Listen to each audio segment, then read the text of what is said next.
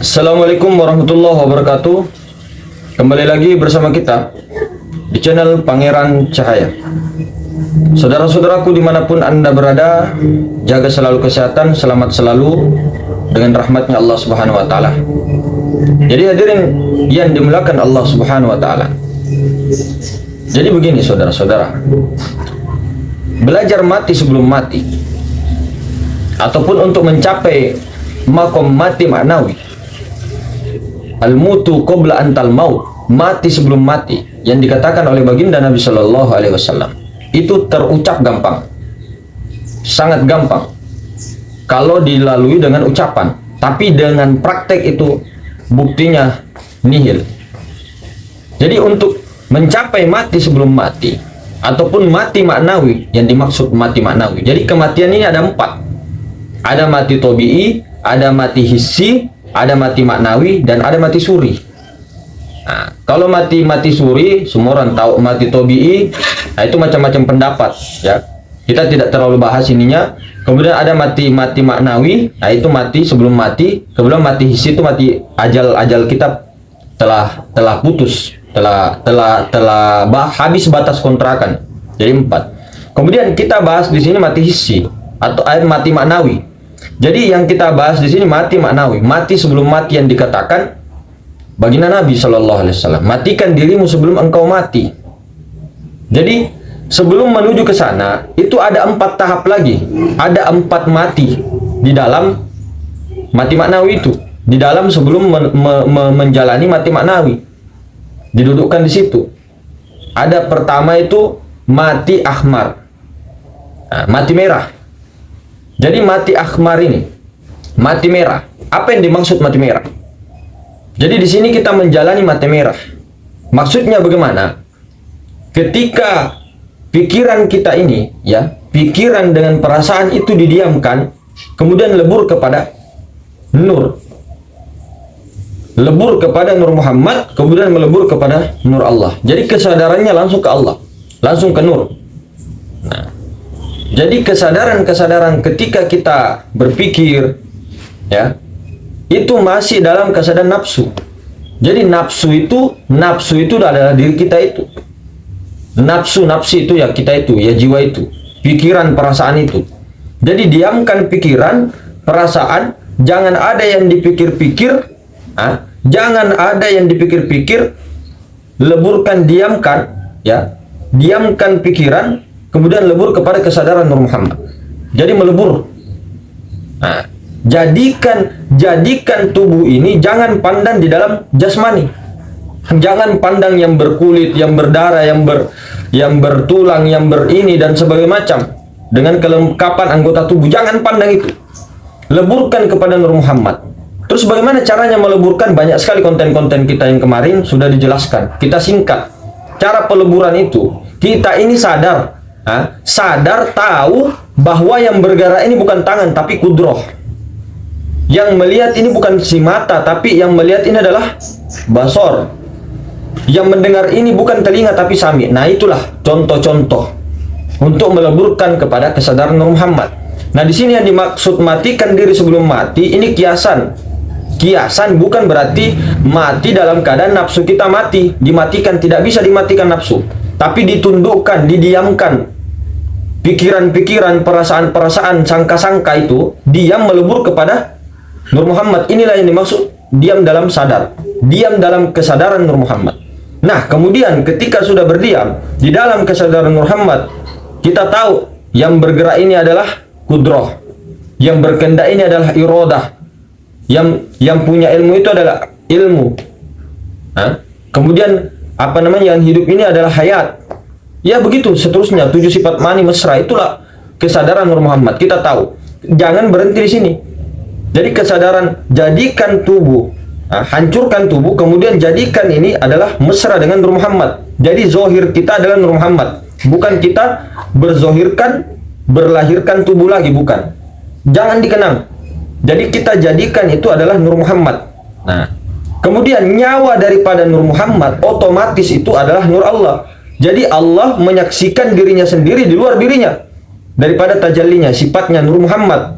Jadi Allah, jadi Nur Muhammad ini adalah si nyawa, si ruh. Nah, si ruh ini, sirullah ini, itu punya nyawa, yaitu Allah Ta'ala, yaitulah zat yang maha suci. Jadi Allah menyaksikan sifatnya, menyaksikan dirinya di luar dirinya, yaitu kematian akhmar, mengendalikan nafsu, keinginan, perasaan, wujud sangka-sangka itu. Kemudian yang kedua, mati aswad, al-mautu aswad, mati hitam. Jadi mati hitam itu yang bagaimana? Mati hitam yang dimaksud, mati hitam itu yang bagaimana sih yang dimaksud itu? Jadi mati hitam itu ya adalah dengan menginikan ya, menerima semua perbuatan af'al Allah, baik atau buruk. Jadi ketika kita diuji oleh Allah Ta'ala dengan realitas yang ada, Allah Ta'ala sengaja datangkan untuk menguji daripada sifatnya sendiri, daripada menguji sifatnya dengan mendatangkan afalnya sendiri untuk menguji apakah kita ini ketika ada orang yang datang untuk menguji kita, kelihatannya orang kita itu fokus ke orang atau tidak. Kalau kita fokus ke orang, kita belum lolos di dalam kematian hitam, mati hitam itu. Kita masih fokus, oh orang, kurang ajar ini orang ini celakai saya ini, oh ini orang ini begini, masih pandangan masih ke makhluk. Kemudian ketika dihadapkan dengan suasana dan keadaan yang tidak enak, dia masih masih mengeluh, masih tidak bersyukur kepada Allah, imannya belum ada. Jadi kita ini belum beriman, saudara-saudara. Iman itu ya seperti qada dan qadar itu, baik dan buruk, takdir baik dan buruk. Nah, kalau kita masih ketika dihadapkan dengan situasi itu, nafsu masih begini-begini, mau yang enak-enak terus, nah itu belum beriman kita. Rukun iman yang keenam, beriman kepada qada dan qadar. Nah, ini contoh, kita baru belajar mau beriman, mau belajar untuk Islam. Islam itu selamat di dunia dan akhirat. Nah, itulah Islam, itulah iman. Tapi kita ini baru belajar untuk beriman, baru kita belajar. Nah, itulah kematian hitam. Jadi mampu mendefinisikan ketika terjadi sesuatu langsung klik Allah, klik Allah, klik Allah, apapun itu. Nah, itu kematian hitam. Lalu itu kemudian ada namanya kematian abyad, yaitu kematian putih. Apa itu kematian putih? Mati putih. Jadi kematian putih itu dengan mengkosongkan kita punya perut, tidak berlebih-lebihan dalam memakan, tidak berlebih-lebihan sampai kenyang, sampai berlebih-lebihan. Kemudian makanannya itu ketika kita makan ataupun minum, ya selain daripada berlebih-lebihan tadi ya, ketika kita makan ataupun minum, kita itu sadar tidak ke nur, sadar tidak sadar Allah apa tidak, nafsu kita, pikiran kita, apakah kita masih kemana-mana. Meskipun kita baca Allahumma barik lana fi ma razaqtana wa qina azabannar, tapi kita yang merasa di situ, atau kita tidak sadar di dalam kesadaran Allah, kesadaran nur. Inilah yang dimaksud, kita ini belum melewati ke makom putih, mati putih, belum. Nah, itulah dengan menahan lapar itu bagus. Makanya itu salah satu, puasa itu adalah salah satu sifatnya Allah Ta'ala. Barang siapa yang selama hidupnya dia mulai dari balik sampai ininya, dia berpuasa tapi tidak menyaksikan Lailatul Qadar, artinya tidak menyaksikan sifat-sifat Allah pada orang puasa itu, pada dirinya yang berpuasa, pada sifat-sifat Allah, tajallinya Allah, berarti dia belum bertemu dengan Lailatul Qadar secara hakikat, secara yang sebenar-benarnya. Nah, makanya ketika makan, minum apapun nur, kesadaran nur, yang mengambil nur, yang dimakan nur, dan yang menyaksikan adalah Allah Ta'ala. Jadi bukan kita pandang nasinya, bukan kita pandang makanannya, yang dipandang itu nur. Segala apa yang ada terjadi daripada nur Muhammad, itu yang kita pandang. Sama dengan ini, jangan pandang jasad, jangan pandang yang berambut berbentuk ini, pandang tembus ke nur Muhammad.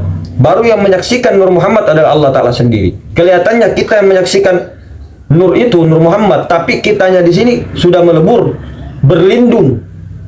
Allah Ta'ala melihat dirinya sendiri di luar dirinya, yaitu sifatnya. Nah, seperti itu. Kemudian mati yang keempat. Mati yang keempat ini mati hijau. Jadi kematian hijau ini apa? Dengan ketika kita masih baru belajar, kita ini baru belajar mati. Belum mati maknawi, belum. Ini sebelum ke mati maknawi, ini dulu dilewati, bos. Kita lewati dulu. Jadi kalau omong kosong, kalau ini tidak dilewati, kalau ini tidak lewati, kemudian kita mengatakan merasa makrifat atau merasa wali itu jauh. Ini dulu lewati 4 mati, mati hijau. Itu tidak berlebihan. Ketika kita dalam perjalanan ini suluk itu kita ini berjalan spiritual, tidak hanya dengan uzlah dan sebagainya, tidak. Semua suluk yang berjalan rohani itu suluk, namanya suluk. Jadi selama pejalan spiritual atau si salik atau muridun yang baru belajar itu dalam keadaan itu, jangan terlalu bermewah-mewahan. Misal kita punya emas, emasnya sampai sini, kita punya istri, emasnya jangan sampai sini, jangan terlalu berlebihan dulu. Kecuali memang untuk para wali-wali Allah, para kekasih-kekasih Allah seperti nabi-nabi, seperti Nabi Sulaiman diberikan kaya, seperti sahabat Sayyidina Abdurrahman bin Auf, Sayyidina Utsman dan sebagainya, atau wali-wali terdahulu, mereka itu sudah melewati mati maknawi. Sementara kita ini pejalan masih di teori, masih di ilmu ma'rifat.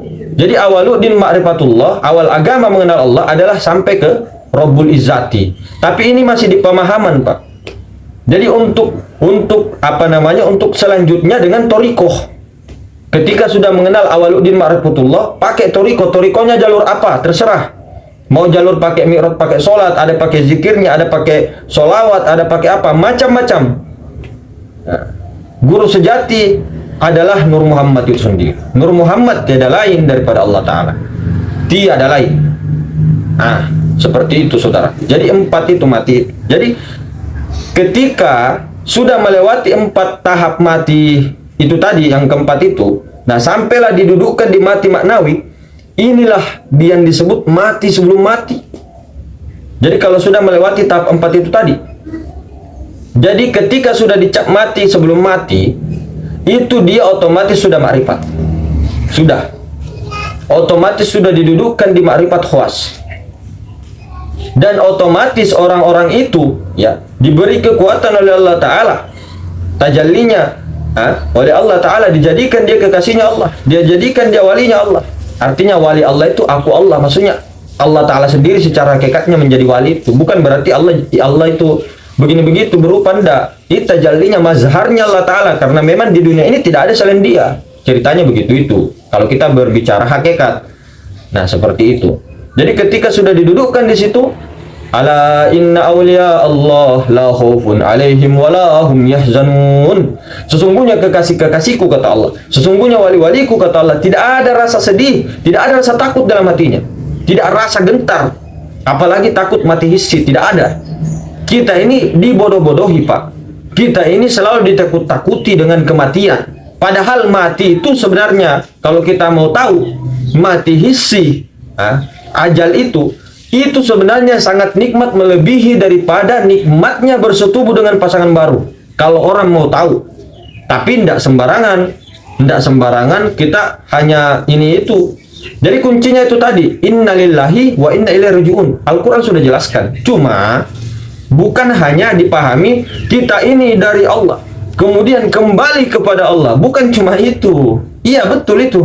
Kita dari Allah kembali kepada Allah. Betul itu betul itu. Bujur aja, benar aja, betul aja. Tapi yang dikatakan di sini innalillahi wa inna ilaihi rajiun, ya, dari Allah kembalikan haknya Allah, begitu loh ceritanya. Dari Allah kembalikan hak Allah, kembalikan hak Allah. Jadi Allah, bukan kita mau jadi Allah, bukan kita mengaku Allah, tapi jadikan diri sebenar-benarnya diri adalah Allah Ta'ala sendiri. Seperti kita jelaskan bahwa 3 diri terdiri, diri terperi, diri sebenar-benarnya diri terdiri Adam, wujud sangka-sangka, kemudian diri terperi itu Muhammad, sifatnya, kemudian diri sebenar-benarnya diri adalah Allah Ta'ala. Jadi dari Allah kembali menjadi Allah, bukan kita mau jadi Allah, bukan kita mengaku Allah, bukan, tapi Allah Ta'ala sendiri. Itulah memang sebenar-benarnya diri, mazharnya, untuk menyatakan pada diri bahwa ini zat sifat asma af'al, inilah Allah, menyatakan itu bahwa ini haknya Allah Ta'ala, ini haknya, kepunyaan Allah. Jangan kita mengaku-ngaku. Jadi tidak hanya innalillahi wa inna ilaihi raji'un kita pahami dan sebagainya, tidak. Nah, seperti itu saudara-saudara. Kemudian jangan pernah ketika itu takut gentar. Dan jangan meyakini, iktikadkan dalam hati, jangan pernah meyakini ikut sama siapapun selain daripada dirimu sendiri. Ini bahasa akalnya, bahasa syariat itu dirimu sendiri, tapi itu adalah Nur Muhammad, Allah Ta'ala sendiri yang menjemputnya. Ikuti, keluar dari pusar, ikuti sampai ubun-ubun, sampai ke ini depan, mengajak kita pulang, ikut. Kemudian dia kembali lagi. Jangan ikut yang dari luar, entah itu mau malaikat Israel, mau malaikat siapa, mau guru, mau mursyid, mau apa rupa-rupanya, jangan ikut. Jangan ikut. Kalau ikut, ya terserah aja. Terserah, kembali kepada masing-masing aja. Ikut nanti kematian toriko, kurus kering. Nah, kematian hakikat, ada di kubur, tapi gemuk dia. Kematian ma'rifat, kalau mau sempurna ya hilang. Sebelum dikubur atau setelah dikubur hilang. Tapi, syaratnya juga salah satu untuk hilang, jangan meyakini ruhani kita itu terpisah daripada jasad. Ruhani terpisah daripada jasad, jangan. Jangan sekali-kali. Ruhani itu tidak dicabut. Itu tidak terpisah daripada jasmani. Kalau kita meyakini ruh terpisah dengan jasad, hancur jasad. Hancur. Minimal dikubur, dia kematiannya toriko dan hakikat. Tapi kalau orang yang betul-betul mau, betul-betul mengiktikadkan, jangan meyakini. Jadi ruh itu tidak keluar. Ruh itu mesra ke batang tubuh. Mesra dia. Kemudian kalau kita mengatakan kita dari Allah, kembali kepada Allah dan meyakini saya ini mau ke Allah. Kamu kira Allah bertempat? Allah itu maha meliputi segala sesuatu. Kalau kita meyakini bahwa Allah bertempat, bahaya. Bahaya sekali. Jadi tidak begitu. Tidak kita ada tempat di tempat, enggak begitu. Kemudian ini yang paling penting ini, ketika mati hissi itu, jangan ikut siapa-siapa kecuali dirimu sendiri. Wajahmu sendiri pada waktu usia umur 33 tahun. 25 ke 30 lah kurang lebih. Itu ikuti itu. Ini yang di dalam Nur Muhammad ini yang tidak pernah tua itu. Itu ikuti itu. Itu ikuti. Jangan pernah ikut dengan pikiran-pikiran apa sana sini. Sakaratul maut nanti kelak. Itu, ikuti itu. Baru jangan meyakini bahwa ini terpisah dengan ini zohirnya ruh, nafas ini zohirnya ruh, kezahirannya ruh. Jangan meyakini si nafas ini nanti terbang, ruh ini terbang dibawa entah kemana. Nah, kalau begitu silahkan aja yakini, hancur. Bahasa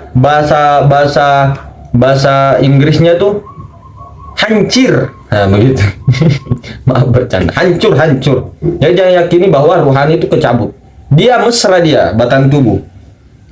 Dia mesra di situ. Makanya jangan yakini bahwa ruhani yang menghidupkan. Hiduplah dengan Allah Ta'ala. Jadikan nur, kemudian saksikanlah. Nah, duduklah di situ. Berlindunglah. Ya, mungkin begitu saudara-saudara.